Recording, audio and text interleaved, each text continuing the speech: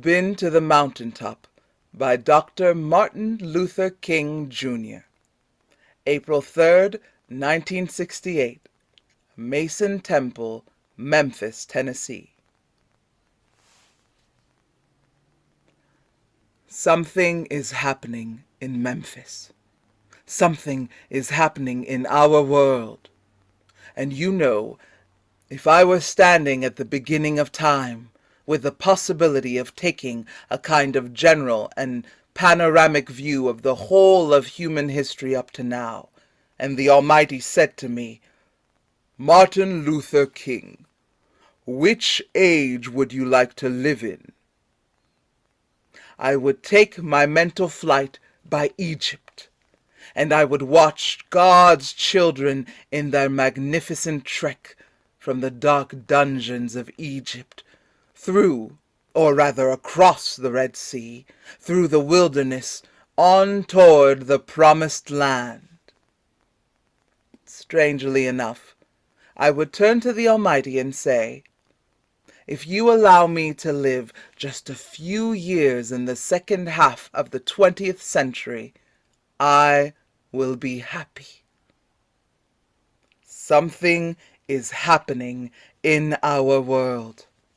The masses of people are rising up, and wherever they are assembled today, whether they are in Johannesburg, South Africa, Nairobi, Kenya, Accra, Ghana, New York City, Atlanta, Georgia, Jackson, Mississippi, or Memphis, Tennessee, the cry is always the same.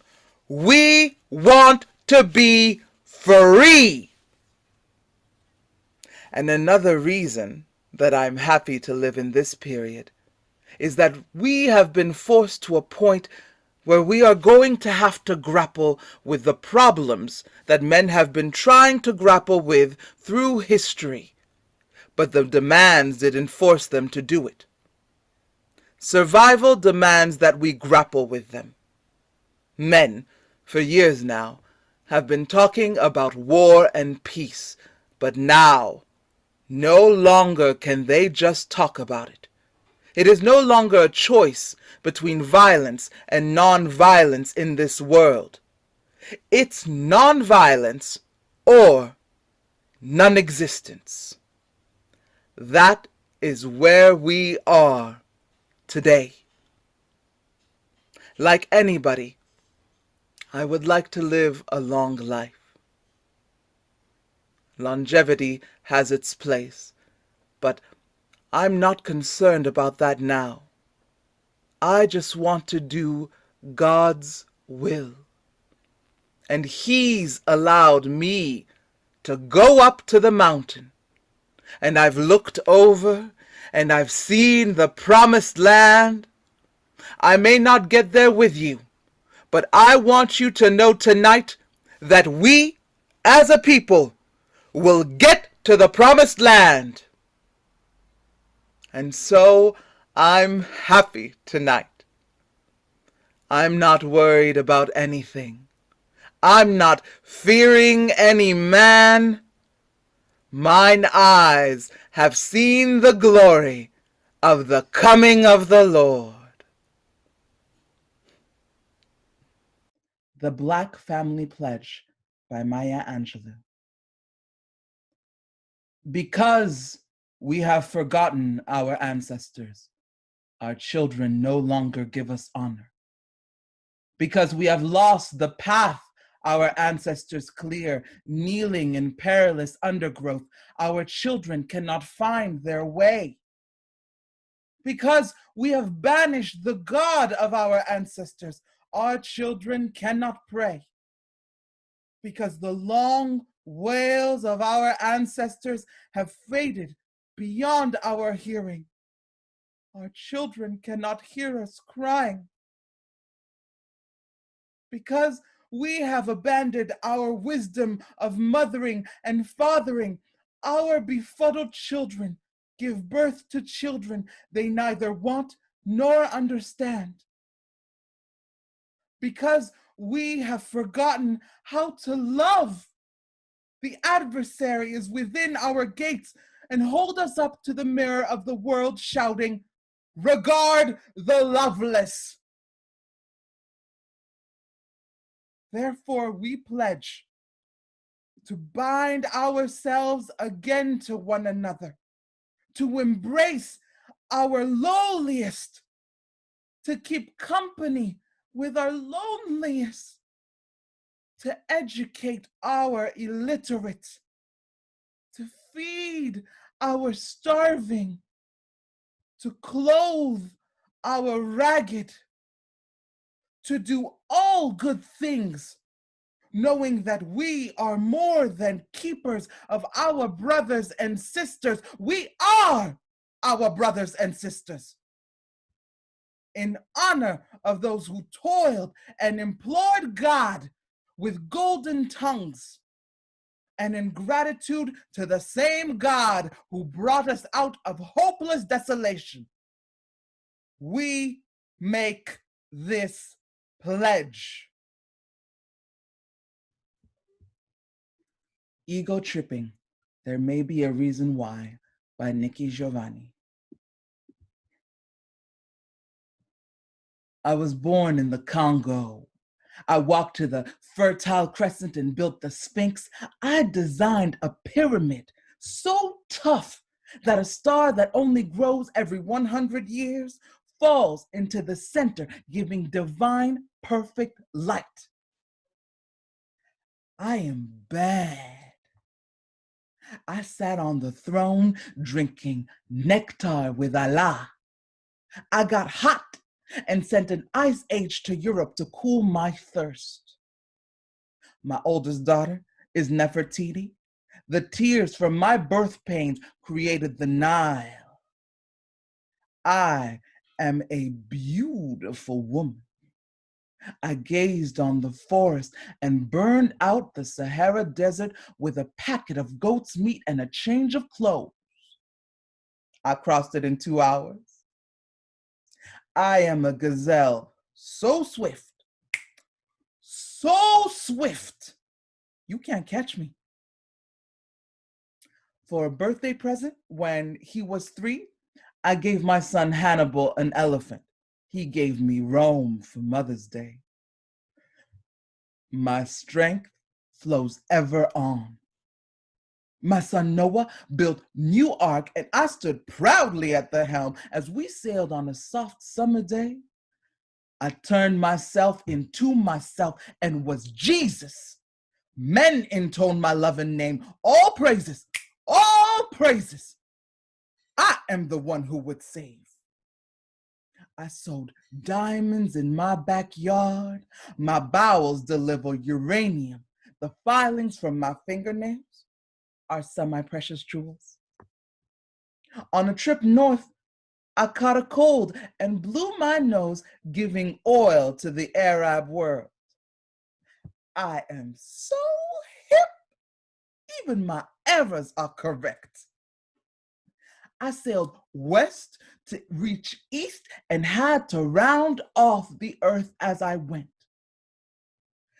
The hair from my head thinned and gold was laid across 3 continents. I am so perfect, so divine, so ethereal, so surreal.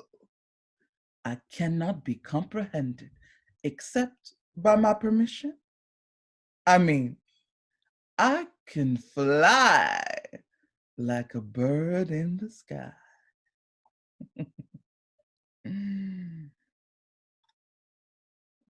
History/time, Destiny Whitaker. History/time. The soil never settles, the gravel won't cease to be. The grains of sand are losing to time, time wins back on we.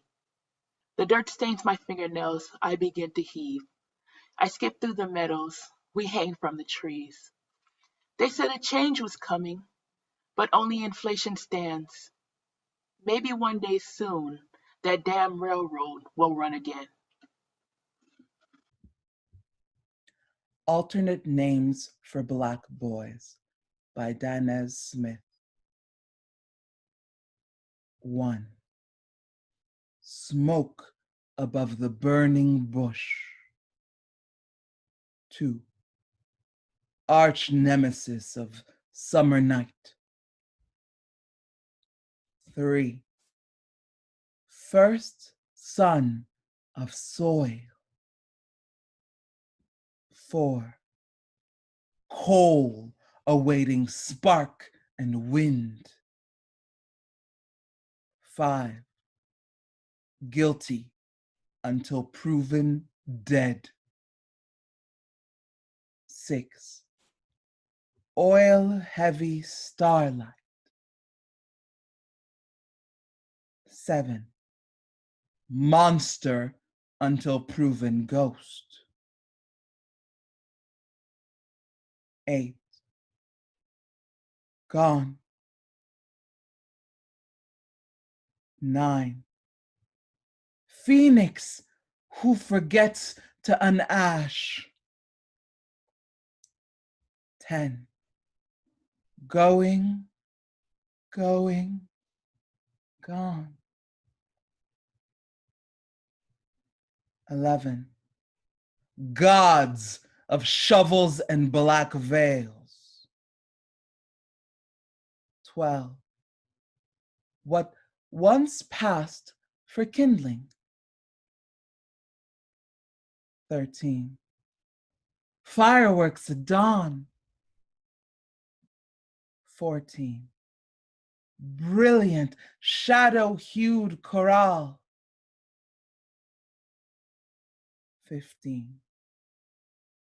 I thought to leave this blank, but who am I to name us nothing? 16. Prayer, who learned to bite and sprint. 17. A mother's joy and clutched breath. Sorrow Home by Margaret Walker.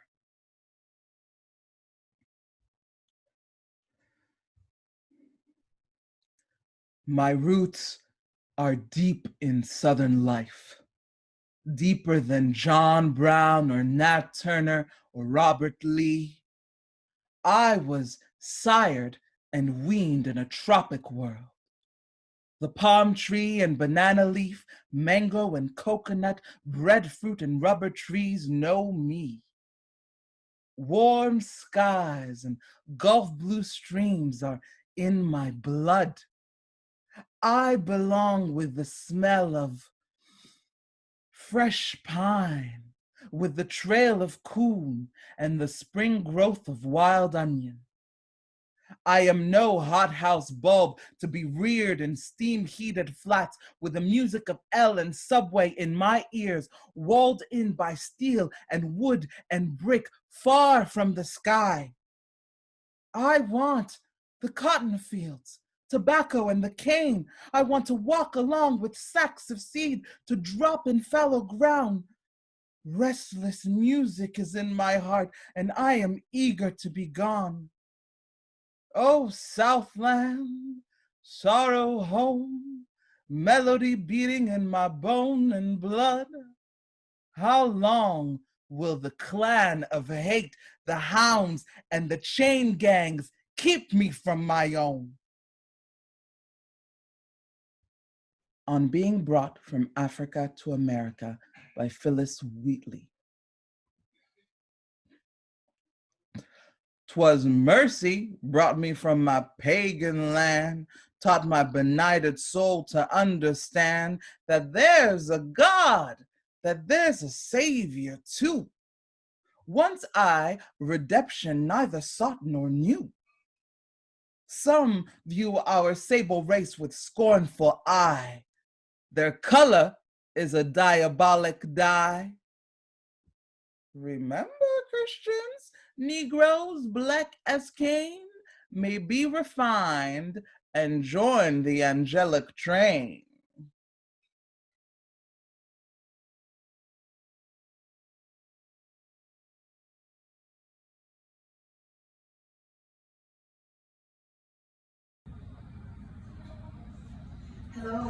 I am Mermaid Esmeralda, and I am performing to you the poem by Analysis the Poet called Dream Fade.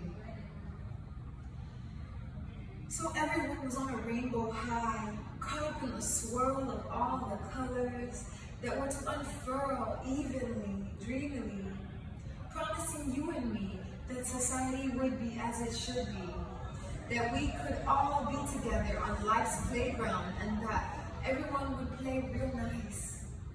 Thing is, we got played real nice. Let ourselves get caught napping so heavily that the dream got blurred, and the wisdom of the dream weaver got obscured. And in our grogginess, we miss how much our dreams been abjured. Our king decreed that we should be vigilant and heed his warning sent from the court of Birmingham jail, inscribed in why we can't wait. But it seems we've waited things out long enough to let the enemies at the gate attack our royal sage, assuaging us by promoting him to demigod, and thus demoting him and his prophetic power. We nod, dozing, as a still hateful world has us join hands and say, I have a dream, while ignoring the edgier incisiveness of the dreamer. You see, their scheme was brilliant. Have us happy for a holiday and placate us with a few morsels of rights. While right in front of our eyes, they continue to feast on elaborate systematic racism and extravagant economic exploitation, discarding justice as waste for disposal. Washed away with a watered-down view of Martin. A sad reality in a supposed dream world. Reality is, you don't hear them holler in support of black dollars. With stealth, they suppress the wealth ML wanted us to build, undercutting our understanding of Ujamaa in his urgent calls for unified action. You don't hear abundant accolade for his address of April 4, 67, a year to the day before a bullet sent him to heaven. For denouncing the hell our country raised in Southeast Asia. They'd rather keep us dreaming in fantasia than for us to wake up, knowing that it's time to break the silence. Public perception is stuck on the steps of the memorial, memorialized, i.e. dead, or so it seems. Thus, I have a dream deferred. Not that I'm not proud of that spectacular speech in front of that crowd. Indeed, it's good to see the props our leader and elder so deservedly receives. However, we're deceived if we think his fuller message of equality is fully believed, or if such is even close to having been achieved. So be careful of hollow hosannas and loosely thrown laudation. Not everyone who says of him, Lord, Lord, wants to enter the kingdom. Still, for a few days every middle of January, we get inundated with effusive exaltation and empty exclamations about keeping the dream alive from a society that continues to kill it, keeping itself exempt in the responsibility to fulfill it, while those non-exempt from being the other work hard with no privilege status. While the privileged defy the drum major for justice, they keep folk dragging their feet to the drone of a conformist beat that drums into our heads a dumbed-down version of the radical strive toward freedom he led us on. Of course, we do have MLK boulevards across the urban landscape, some in areas that would make the honoree cringe at the dishonorable conditions he sought to eradicate. He would hate the under-resourcing of schools bearing his name. Elementary inequities in line items and allotments help establish a secondary education so egregious of equal footing that the erudite ecclesiastical would eschew association with the eponymous engravings on the edifices. Yet when the celebrations have ceased and we declare our continued concerns about our continued confinement to a lower caste, we are condescendingly told, "Oh, that was cute. Now run along and play. We have more important things to do, like control the wealth and build our empire. Why don't you go build a campfire and sing Kumbaya, my lord? Just don't come by here, my lord. I wonder when we'll be free at last, from falling for the false reverence this country offers the reverend, as those felons feign to affirm the transformation of society he fought for, fronting just far enough to finagle our favor and force their fingers into our fortune. Unfortunately, the chaos in our country accommodates this fraud as we fail to focus on where we go from here. He said, I may not get there with you, but we as a people will get to the promised land. Seems we've settled on promises, settling for a promissory note from a nation that promised us a story denoted by justice, but instead wrote more bad checks because we still don't receive enough credit in this union. So here's a reality check. Our dream is the oppressor's nightmare because sharing the power in the purse scares them to death, and so they make sure we stay asleep, deep in REM's state, as they stage peaceful scenes for our matrix, making us think we've made it and that Martin's work is done. Everyone was on a rainbow high, caught up in the swirl, while those who have no love for the beloved community love watching it crash low. We better act like we know. The only way the dream will come true is for us to wake up and get real. And somewhere through the haze, a prophet still points the way forward. Maybe we'll get the point and keep moving. Inspired in part by Choke, creating her own kinetic energy. Thank you. Still I Rise by Maya Angelou. You may write me down in history with your bitter, twisted lies. You may trod me in the very dirt, but still, like dust I'll rise. Does my sassiness upset you? Why are you beset with gloom? 'Cause I've walked like I've got oil webs pumping in my living room? Just like moons and like suns with the certainty of tides, just like hope springing high, still I'll rise.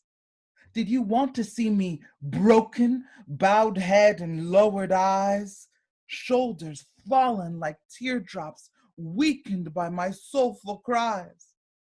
Does my haughtiness offend you? Don't you take it awful hard, 'cause I laugh like I've got gold mines digging in my own backyard. You may shoot me with your words, you may cut me with your eyes, you may kill me with your hatefulness, but still, like air, I'll rise. Does my sexiness upset you?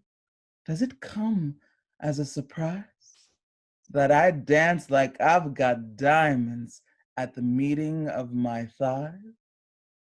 Out of the huts of history's shame, I rise. Up from a past that's rooted in pain, I rise.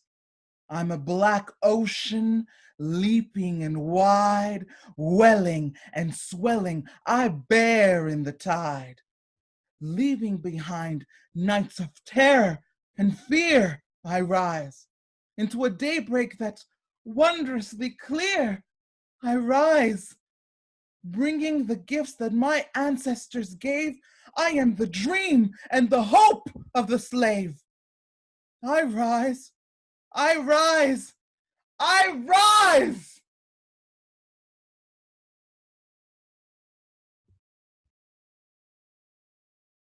In Another World by Razak Malik. In another world, I want to be a father, without passing through the eternal insanity of mourning our children, without experiencing the ritual of watching my children return home as bodies folded like a prayer mat, without spending my nights telling them the stories of a hometown where natives become aliens searching for a shelter. I want my children to spread a mat outside my house and play without the walls of houses ripped by rifles. I want to watch my children grow to recite the name of their homeland like Lord's Prayer, to frolic in the streets without being hunted like animals in the bush, without being mobbed to death. In another world, I want my children to tame grasshoppers in the field, to play with their dolls in the living room, to inhale the fragrance of flowers waving as wind blows, to see the birds measure the sky with their wings.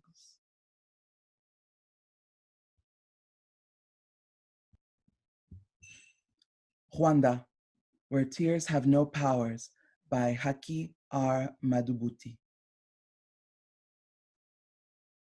Who has the moral high ground? 15 blocks from the White House, on small corners in Northwest DC, boys disguised as me rip each other's hearts out with weapons made in China. They fight for territory. Across the planet, in a land where civilization was born, the boys of DC know nothing about their distant relatives in Rwanda. They have never heard of the Hutu or Tutsi people. Their eyes draw blanks at the mention of Kigali, Byumba, or Butare. And all they know are the streets of DC and do not cry at funerals anymore. Numbers and frequency have a way of making murder commonplace and not news unless it spreads outside of our house, block, territory. Modern massacres are intra-ethnic. Bosnia, Sri Lanka, Burundi, Nagorno-Karabakh, Iraq, Laos, Angola, Liberia, and Rwanda are small foreign names on a map made in Europe. When bodies by the tens of thousands float down a river, turning the water the color of blood, as 250,000 people flee barefoot into Tanzania and Zaire, somehow we notice. We do not smile. We have no more tears. We hold our thoughts. In deeply muted silence, looking south and thinking that today, Nelson Mandela seems much larger than he is. Filled with Glee by Tanya J. Heath. Look up. Everybody's here. It's a party, a whole world of colors and objects and fun things you adore. Look, there's a wall over there painting the exact same color green you like. There's a television playing old school cartoons that will keep the fussiest 90s teen content. There's a living room that's bohemian and Moroccan chic, and a stereo blasting Broadway's best. Though you have a limited taste, and you smile to yourself, I couldn't be happier. Right, dear? All of your friends are here too. Everyone's wearing funky things. It's a costume party. You look down and gasp. You're wearing that hot, sexy thing you imagined yourself buying last week. But you didn't have the nerve to try on. You have the body you always dreamed of. Your hair is looking tight, girl. All your friends and family are smiling. Everyone's waiting for you to join the party. You smile too, hesitant at first. Then you join the fray. And then you realize as soon as you step into the bubble world filled with delusions of grandeur, everything pops. You're by yourself. You always were. I Am a Black Woman by Mari Evans. I am a Black woman. The music of my song, some sweet arpeggio of tears, is written in a minor key, and I can be heard humming in the night, can be heard humming in the night. I saw my mate leap screaming to the sea, and I, with these hands, cupped the life breath from my issue in the canebrake. I lost Nat's swinging body in a rain of tears, and heard my son scream all the way from Anzio for peace he never knew. I learned the Nang and Pork Chop Hill in anguish. Now my nostrils know the gas, and these triggered, tired fingers seek the softness in my warrior's beard.